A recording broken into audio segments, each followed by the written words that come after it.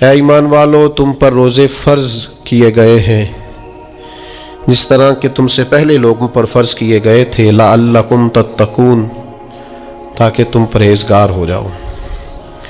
روزے کی برکت سے تمہیں تقوی نصیب ہو۔ صوم کا لغوی معنی رکنے کے ہوتے ہیں، یعنی صبح سے لے کر مغرب تک کھانے پینے سے، عمل زوجیت سے رک جانے کا نام روزہ ہے۔ کھانا پینا ویسے بھی اللہ کے حکم سے ہی چاہیے۔ سارے پرندے ہوا میں اڑتے ہیں پر سارے نہیں کھانے چاہیے، وہی کھا سکتے ہیں جن کو شریعت نے جائز قرار دیا۔ بہت سارے جانور زمین میں چلتے پھرتے ہیں پر سارے کھانا مسلمان کے لیے حلال نہیں ہے، وہی کھا سکتا ہے جو کھانے کی اللہ رسول نے اسے اجازت عطا کی۔ مال، پیسہ، دولت ارد گرد بکھرا ہوا ہے لیکن سارا ہمارا نہیں۔ ہم وہی کھا سکتے ہیں جو ہمارے رب نے ہمارے لیے جائز رکھا ہے اور جو ہمارا حق ہے۔ کھانا پینا پہلے بھی مسلمان کا اللہ کی مرضی سے ہی ہے۔ غافل رہا تو اس سے کچھ میسر آ سکتا، کچھ غفلت دور کرنی پڑے۔ اب دیکھیے، ہمارے یہاں محفل ہوتی ہے، لوگ گلیاں سجانی شروع کرتے ہیں 1 یا 2 دن پہلے۔ کسی گھر میں شادی ہوتی ہے تو لوگ گھر کا آنگن، صحن، چھت اور سامنے والی دیوار سجانا شروع کرتے ہیں 2-3 دن پہلے، اس سے زیادہ نہیں۔ بڑی خاص بھی کوئی محفل ہو تو 1-8 دن پہلے لائٹنگ لوگ کرتے ہیں کہ پتہ چلے یہاں ذکر رسالت مآب صلی اللہ تعالی علیہ وسلم کیا جائے گا اور یہاں حضور کے تذکار کیے جائیں گے۔ 2-4 دن پہلے اگر کہیں لائٹنگ ہو جائے تو لوگ کہتے ہیں یار کوئی کمال ہی بات ہے کہ اتنے دن پہلے یہاں اتنی روشنیاں نظر آ رہی ہیں، کوئی انفرادی کام ہے، اس پر نظر جاتی ہے۔ آپ ذرا رمضان کی شان تو دیکھیں۔ حضور فرماتے ہیں سارا سال جنت سجائی جاتی ہے۔ کس لیے؟ حضور فرماتے ہیں رمضان المبارک کے لیے۔ سارا سال جنت سجا دی جاتی ہے، اس کو تیار کیا جاتا ہے رمضان کی سعادت افروز گھڑیوں کے لیے، ان مقدس ایام کے لیے جو لے کر رمضان سایہ فگن ہوتا ہے، اس کے لیے پورا سال جنت کو سجایا جاتا ہے، تزئین و آرائش کی جاتی ہے۔ اور رمضان آتا ہے تو کریم کے کریمانہ فیصلے ہونے شروع ہو جاتے ہیں۔ کریمانہ فیصلے، ایک کریمانہ فیصلہ ہوتا ہے کہ دوزخ کے دروازے بند کر دو اور جنت کے سارے ہی دروازے کھول دو۔ اس کو راستہ کیا گیا ہے۔ پھر آپ کو پتہ ہے ایک انوکھی بات بھی آپ سے کرنی ہے، قانون نافذ کرنے والے اداروں کو نا مجرموں کا پتہ ہوتا ہے، ان کو پتہ ہوتا ہے کس جگہ کچھ فسادی لوگ ہیں۔ وہ دیکھتے ہیں نا ملک میں کوئی خاص مہمان آ رہا ہے جو ملک کے لیے فائدہ مند ہے اور وطن کے لوگ اور وطن کو اس سے فائدہ ہوگا، استفادہ کریں گے لوگ اس کے آنے سے، وہ کیا کرتے ہیں ان فسادیوں کو پہلے بند کر دیتے ہیں، کہتے ہیں ایسا نہ ہو کہ یہ آ کے کوئی خرابی کرے، وہ منع کر دیتے ہیں۔ تو یاد رکھ لیں، سمجھ لیں، حضور فرماتے ہیں شیطان کو بھی قید کر دیا جاتا ہے۔ رمضان آنے والا ہے تو اللہ شیطان کو قید کر دیتا ہے، جکڑ دیتا ہے۔ فرمایا رمضان آ رہا ہے اور میرے بندوں نے اپنی بخشش کرانی ہے، انہوں نے میری عبادت کرنی ہے، انہوں نے روزے رکھنے ہیں، انہوں نے آ کر کے اللہ کے حضور معافیاں مانگنی ہے۔ اور رمضان کی ہر رات میں 70 ہزار یا بلا مثال و بلا تشبیہ اللہ جانے کتنے بے حساب لوگوں کی رب نے بخشش کرنی ہے۔ تو یہ شیطان بڑا مکار ہے، یہ کھلا ہوا دشمن ہے، کوئی خرابی نہ کر دے لہذا پہلے اسے باندھ دو، خرابی نہ کرے کسی قسم کی، اسے باندھ دیا جاتا ہے۔ مہمان بھی آ گیا، خرابی کرنے والا بھی باندھ دیا، لیکن اگر فائدہ لینے والے پھر بھی فائدہ نہ لے تو پھر ان سے کہا جائے گا کہ تمہارے پاس اب کوئی بہانہ بچا نہیں ہے، اب تمہارے پاس کوئی کسی قسم کا عذر باقی نہیں ہے۔ اب تو یہ تھا کہ تمہیں بخشش کرانا چاہیے تھی، استغفار پڑھنا چاہیے تھی، دعائیں کرنا چاہیے تھی، قرآن مجید کی تلاوت کو کثرت سے کرنا چاہیے تھا، لیکن چونکہ اب تم یہ بھی نہیں کہہ سکتے کہ مجھے شیطان نے گمراہ کر دیا، وہ تو باندھ دیا گیا ہے، اب تو فسادی کو ویسے ہی کنٹرول کر دیا گیا ہے۔ اب بھی تم اگر سوئے رہے، اب بھی اگر تم نے غفلت کی، اب بھی چھوٹے موٹے بہانے کر کے تراویحاں چھوڑتے رہے، اب بھی ذرا سی سستیاں کر کے ادھر ادھر نکلتے رہے، اس کا مطلب یہ ہے کہ پھر تم استفادہ کر سکے. تم نے سستی کا مظاہرہ کیا, تم نے جان. اور اب دیکھیں, جب اتنے بندوبست کیے تمہارے لیے, ثواب بھی بڑھا دیا, اجر بھی بڑھا دیا, تمہارے لیے جو فساد پیدا کرنے والا شیطان تھا وہ بھی قید, لیکن اگر تم پھر بھی عمل نہ کرو, پھر بھی مسجد نہ ہو, تو پھر حدیث پاک سن لیں. اس طرز کی شاید یہ منفرد حدیث ہے کتب احادیث, اور تقریباً تمام کتب احادیث میں موجود ہے. حضور علیہ الصلوۃ والسلام نے نا صحابہ سے فرمایا سارے مسجد میں جمع ہو جاؤ میرے ممبر کے پاس. لوگ جمع ہو گئے. اللہ کے حبیب علیہ السلام نے ایک قدم ممبر کی سیڑھی پہ رکھا, فرمایا آمین. پھر دوسری سیڑھی پہ قدم رکھا تو فرمایا آمین. پھر تیسری پہ قدم رکھا تو فرمایا آمین. تو صحابہ کو بڑا تجسس ہوا. انہوں نے بعد میں عرض کی, یا رسول اللہ صلی اللہ تعالی علیہ وسلم کرم فرمائے, بندہ نوازی کرے, ہماری رعایت کر دے, یہ کیا معاملہ تھا؟ تو حضور فرمانے لگے میرے پاس حضرت جبریل امین حاضر ہوئے. یہ رحمت للعالمین نبی کی بات سنا رہا ہوں. حضور کریم ہے. کریم فرماتے ہیں کہ حضرت جبریل آئے اور میں نے ابھی ممبر کی پہلی سیڑھی پر قدم رکھا تھا تو انہوں نے عرض کی, یا رسول اللہ صلی اللہ تعالی علیہ وسلم ہلاک ہو جائے وہ شخص جو آپ کا نام سنے اور آپ پر درود و سلام نہ پڑھے. تو میں نے کہا آمین. پھر حضرت جبریل عرض گزار ہوئے, یا رسول اللہ صلی اللہ تعالی علیہ وسلم وہ ہلاک ہو جائے جس نے بڑھاپے میں والدین کو پایا اور ان کی خدمت کر کے بخشش نہ حاصل کر سکا. میں نے کہا آمین. اور کریم فرمانے لگے, پھر حضرت جبریل نے عرض کی, یا رسول اللہ ہلاک ہو جائے وہ شخص جس کو زندگی میں رمضان ملا, جس کو اس ماہ نور و سرور شہر رمضان الذی انزل فیہ القرآن, رمضان کا وہ مہینہ جس میں ہم نے قرآن نازل کیا, جس کو ماہ مبارک, ماہ نور و سرور, ماہ طیب, ماہ مبارک رمضان ملا, پھر وہ اپنی بخشش نہ کرا سکا, وہ ہلاک ہو جائے. تو حضور فرماتے میں نے بھی کہا آمین. اللہ تعالی ہم سب کو محفوظ فرمائے.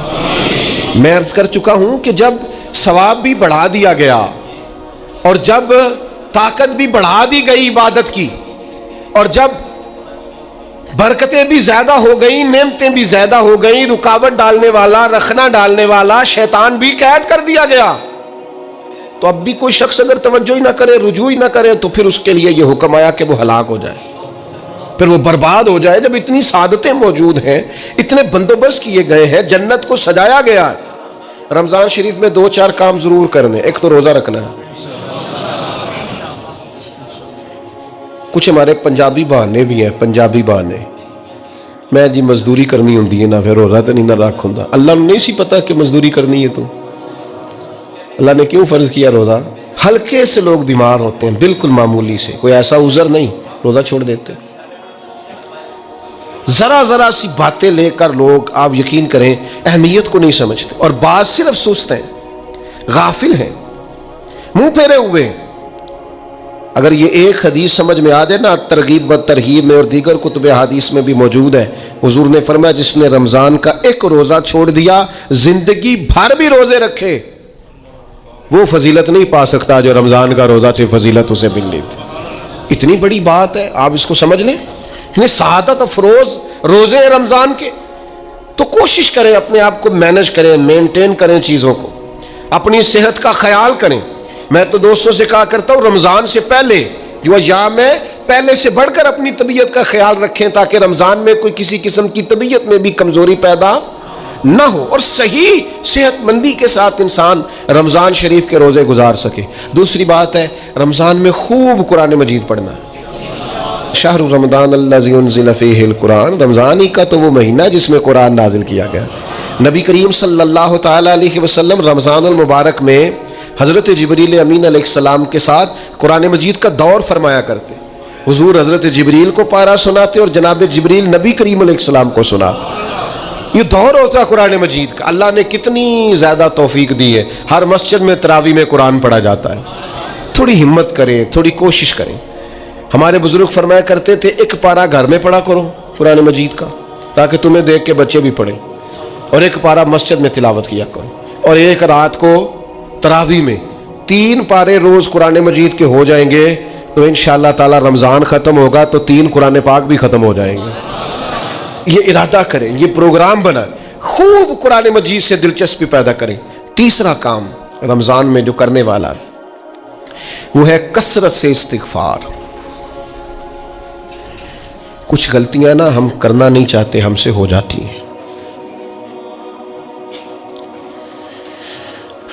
کچھ غلطیاں ایسی ہیں جو ہم بڑی بڑی کر چکے ہیں لیکن ہمیں یاد ہی نہیں، بھول گئے۔ کچھ خطائیں ہم سے ایسی سرزد ہوتی ہیں جو لاشعوری میں ہو جاتی، ہمیں سمجھ ہی نہیں ہوتی کہ یہ خطا ہے اور اتنی بڑی ہے۔ کسی شخص کو بعض اوقات کوئی ایسی بات کہہ دیتے ہیں کہ ہماری نظر میں وہ بات معمولی ہوتی ہے، پر وہ بیچارہ ساری رات سو نہیں سکتا۔ رمضان کا مہینہ ہے اپنے رب سے معافی مانگنے کا مہینہ، اس سے توفیق مانگنے کا مہینہ، اس کے حضور حاضر ہونے کا مہینہ۔ میں آپ کی خدمت میں عرض کروں،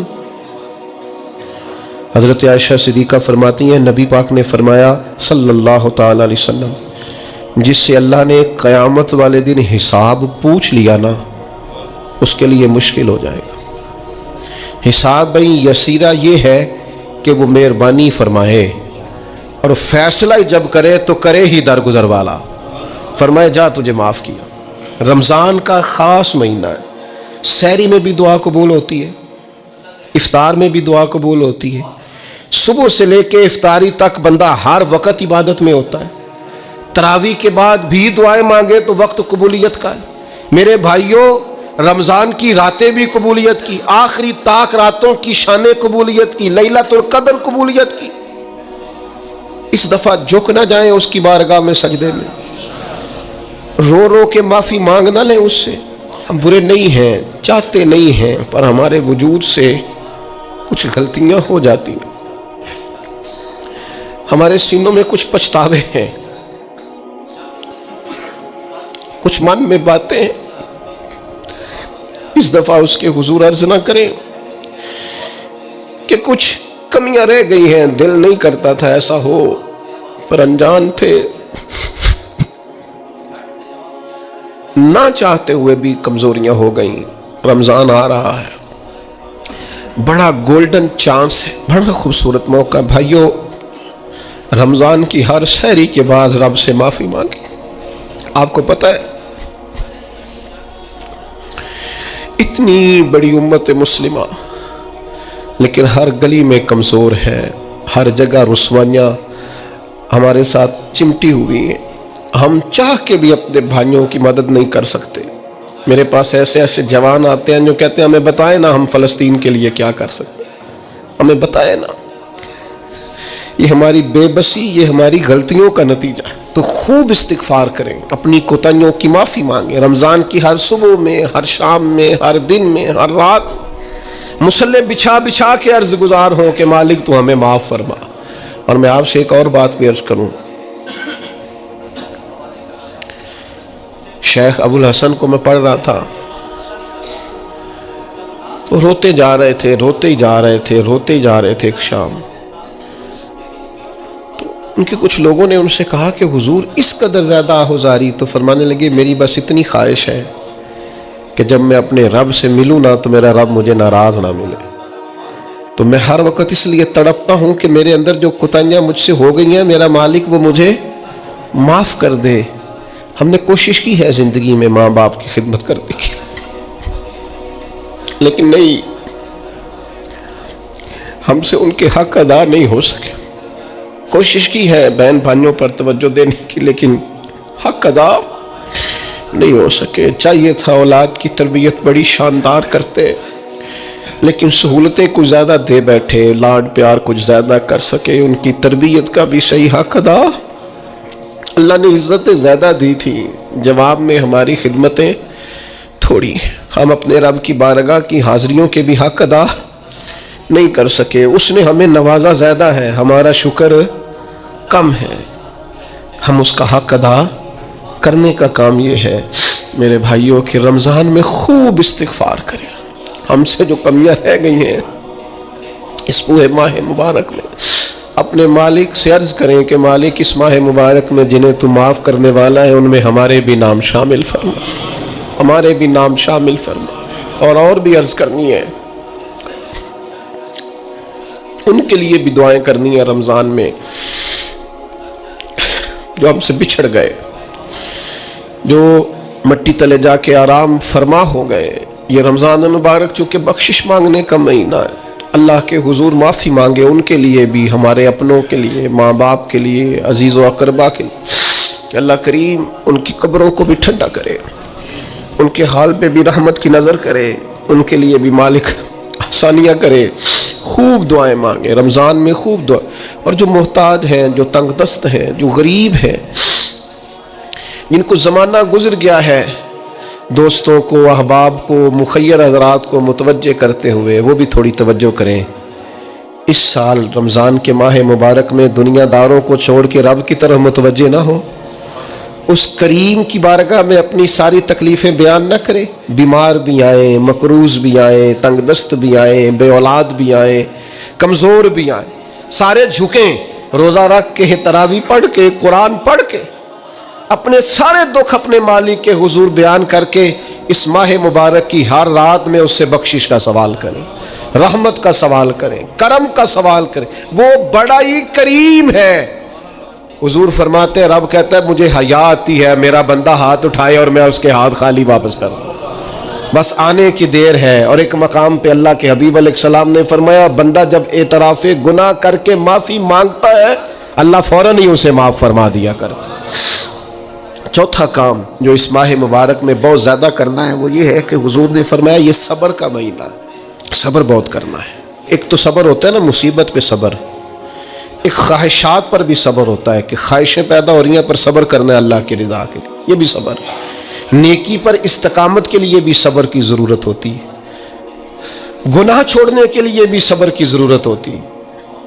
آپ کے پاس مواقع موجود ہے معاذ اللہ برائی کے، لیکن اگر آپ صبر کرتے ہیں اللہ کی رضا پہ راضی رہتے ہیں تو یہ بھی صبر ہے۔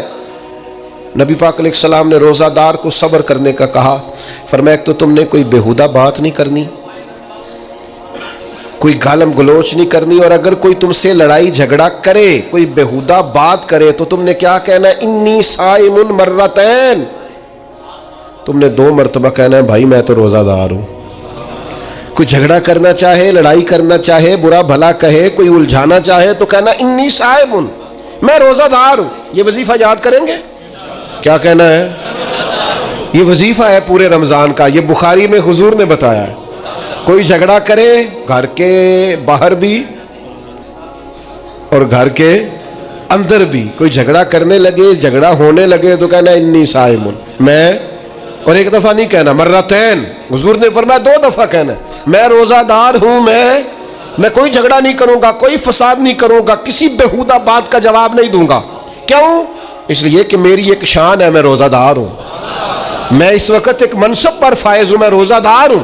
یہ وظیفہ پکانا ہے ہر بیہودہ بات سے، ہر جگہ۔ اور حضور علیہ السلام نے فرمایا، یہ بھی بخاری میں موجود ہے، فرمایا جس نے جھوٹ بولنا اور اس پر عمل کرنا نہیں چھوڑا، اللہ کو اس کے بھوکا پیاسا رہنے کی کوئی حاجت نہیں ہے۔ جھوٹ ہی نہیں چھوڑا اس نے، ابھی بھی جھوٹ بول رہا ہے، روزہ رکھ کے بھی جھوٹ پر عمل کر رہا ہے، اللہ تعالیٰ کو اس کے بھوکا پیاسا رہنے کی کوئی حاجت نہیں ہے۔ تو روزہ رکھنا ہے، پھر اس کی تھوڑی سی حفاظت بھی کرنی۔ پھر آگے چلیے، 5ویں گزارش، نبی پاک نے فرمایا رمضان غم خاری کا مہینہ ہے۔ آپ کو پتہ ہے جو بندہ روزہ نہ رکھ سکے کسی خاص مجبوری کی وجہ سے، بیماری کی وجہ سے، کسی عذر کی وجہ سے، تو قرآن مجید نے کیا کہا ہے، وہ ایک مسکین کو کھانا کھلائے۔ روزے کا فدیہ یہ ہے کہ پھر وہ کیا کرے، روزہ نہیں رکھ سکتا تو مسکین کی خدمت کرے۔ شرعی حکم یہ ہے کہ کسی نے اگر روزہ توڑ دیا رمضان کا تو 60 روزے رکھے کفارے میں، 60 نہیں رکھ سکتا تو پھر 60 مسکینوں کو کھانا کھلائے۔ تو بار بار روزے میں مسکین کا ذکر آ رہا ہے۔ نبی کریم صلی اللہ تعالیٰ علیہ وسلم نے ارشاد فرمایا، جس شخص نے کسی روزہ دار کو افطاری کرائی تو اللہ تبارک و تعالیٰ افطاری کرانے والے کی بخشش بھی فرما دے گا، اور فرمایا جتنا اجر روزہ رکھنے والے کو ملے گا اتنا ہی اجر اللہ افطار کرانے والے کو بھی عطا فرمائے گا۔ یہ بات یاد رکھ لیں کہ نبی پاک علیہ الصلوۃ والسلام نے فرمایا جس نے ایمان اور احتساب کی نیت کے ساتھ رمضان میں قیام کیا اللہ اس کے پچھلے سارے گناہوں کو معاف فرما دے گا۔ اور ایک مقام پر نبی پاک صلی اللہ تعالیٰ علیہ وسلم نے بیان کیا، یہ مشکات میں موجود ہے، حضور فرماتے ہیں رمضان اور قرآن دونوں قیامت کے دن بندے کی شفاعت کریں گے۔ رمضان کہے گا یا اللہ میں نے اسے دن بھر کھانا کھانے سے باز رکھا اور تیری بارگاہ کے حکم کے مطابق اس نے اپنے آپ کو ان چیزوں سے بچا کے رکھا، اور قرآن کہے گا مالک رات میں نے اسے نیند سے روکے رکھا۔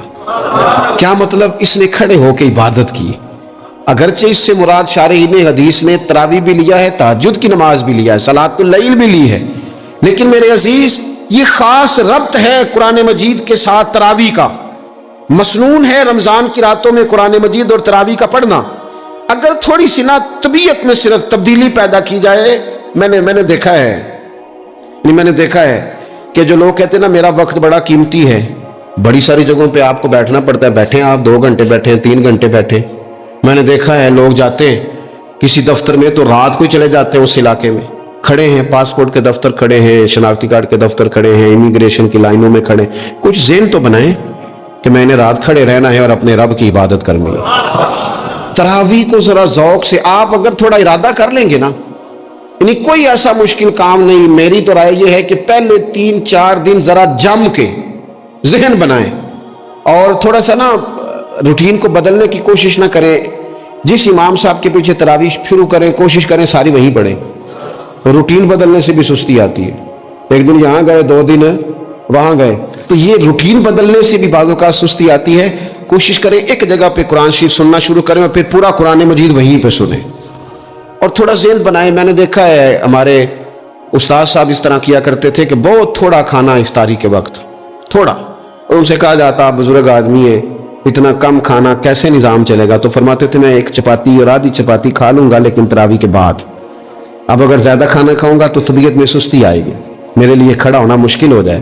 سادہ سا کھانے کے ساتھ افطاری کی جائے گی اور تراویح کے لیے اپنے آپ کو ذہنی کہاں ٹائم ملتا ہے سارا سال قرآن پڑھنے سننے کا؟ یہ تو اللہ نے موقع عطا فرمایا ہے، تو تھوڑا سا اگر دلچسپی پیدا کی جائے۔ بڑا سونا قرآن مجید پڑھا جاتا ہے مساجد میں، بچے بڑی خوبصورتی سے، تو اللہ کا شکر ہے جگہ جگہ پہ، اور مساجد کے علاوہ بھی میں نے دیکھا ہے ہم سے لوگ مطالبہ کرتے ہیں کہ ہماری فیکٹری میں رات کو بھی کام ہوتا ہے، اتنے سارے ورکر ہیں تو بچہ کوئی مل جائے قرآن شریف سنائے، فلانی جگہ بھی اتنے لوگ ہیں تو اگر موقع مل جائے، تو اگر تھوڑا ذہن بنایا جائے، شوق پیدا کیا جائے تو اللہ تعالیٰ فضل فرماتا ہے، انسان کو طاقت ملتی ہے کھڑے رہنے کی۔ ایک تو تراویح، روزہ، تراویح، اور تیسری بات ہے سحر اور افطار۔ یہ جو سحری اور افطار، یہودی جو تھے نا وہ سحری نہیں کرتے تھے، سحری کا نام و نشان نہیں تھا، روزہ رکھتے سحری نہیں کرتے۔ تو نبی پاک صلی اللہ تعالیٰ علیہ وسلم نے فرمایا ہمارے اور یہودیوں کے درمیان فرق ہی سحری کا ہے، اور نبی پاک صلی اللہ تعالیٰ علیہ وآلہ وسلم نے فرمایا سحری کھایا کرو، سحری کھانے میں برکت ہے۔ اور اگلی بات سننی ہے آپ نے تو خوش ہو جانا ہے، سحری کو معمولی نہ سمجھے، سحری کرنا عبادت ہے۔ ہاں آپ مت سمجھیں کہ میں روٹی کھا رہا ہوں، یہ تو میرے سامنے دہی رکھا ہوا ہے، یہ تو سالن رکھا ہوا ہے، یہ تو اچار رکھا ہے، تو چپاتیاں رکھی ہیں۔ سحری کھانا عبادت ہے۔ آپ صبح اٹھے، آپ کی تو روٹین ہی اور تھی، تو 7 بجے کھاتے تھے، 9 بجے کھاتے تھے۔ یہ جو آپ صبح کھا رہے ہیں اٹھ کے سحری میں، اپنی مرضی سے تھوڑی کھا رہے ہیں، یہ تو کسی کے کہنے سے کھا رہے ہیں، یہ تو کسی کے بٹھائے بیٹھے ہیں۔ یہ جو سحری کا لنگر ہے یہ رب رسول کی رحمت کے ساتھ عطا ہوتا ہے، یہ کرم ہے، یہ اللہ رسول کے بٹھائے بیٹھے۔ کیا میرے رسول پاک صلی اللہ تعالیٰ علیہ وآلہ وسلم نے بات کھولی ہے، ترغیب و ترہیب میں حدیث ہے، اللہ کرے یہ کبھی چسکا لگ جائے، یہ والا مزہ آ جائے، تو پھر تو گھر میں دسترخوان نہیں بچھا ہوا ہوگا، پھر تو رنگ ہی کوئی اور ہوگا۔ حضور فرماتے اللہ تعالیٰ اور اس کے فرشتے سحری کھانے والوں پر رحمتوں کا نزول فرماتے ہیں۔ کھائی روٹی جا رہی ہے، پکا ہوا کھانا ہے، لیکن حضور فرماتے ہیں رب بھی رحمتیں فرما رہا ہے اور اللہ کے حکم سے فرشتے بھی رحمتوں کا نزول کر رہے ہیں سحری کھانے والوں پر۔ تو خوب توجہ سے، ذوق سے، شوق سے۔ اور پھر جو افطار کا معاملہ ہے، حضور فرماتے ہیں جب روزہ کھولنے والا روزہ کھولتا ہے تو جو دعا مانگتا ہے رب قبول فرما لیتا ہے۔ یعنی افطار کا وقت ایسا ٹائم ہے جو دعاؤں کی قبولیت کا وقت ہے۔ افطار کرنا بھی ہے، کرانا بھی ہے۔ مہنگائی ذرا عروج پہ چلی گئی ہے، میں بار بار کہتا ہوں، مجھ سے نا لوگ دعا کے لیے مجھے کہتے کہتے اپنے کئی دکھ بتا دیتے ہیں۔ تھوڑا سا نا افطاریاں مہربانی فرمائیے گا سیاسی نہ کیجیے گا۔ وہ جن سے مال لیتے ہیں، وہ جن کو مال دیتے ہیں، وہ جن سے ووٹ لینے ہیں، وہ جنہوں نے ووٹ لینے ہیں، اس بنیاد پر سحر افطار کے بندوبست نہ کریں رضا الہی کے لیے۔ میرے محبوب فرماتے جس نے رب کی رضا کے لیے کسی کو افطار کرایا، جتنا ثواب اللہ روزہ رکھنے والے کو دے گا اتنا افطار کرانے والے کو بھی عطا کرے۔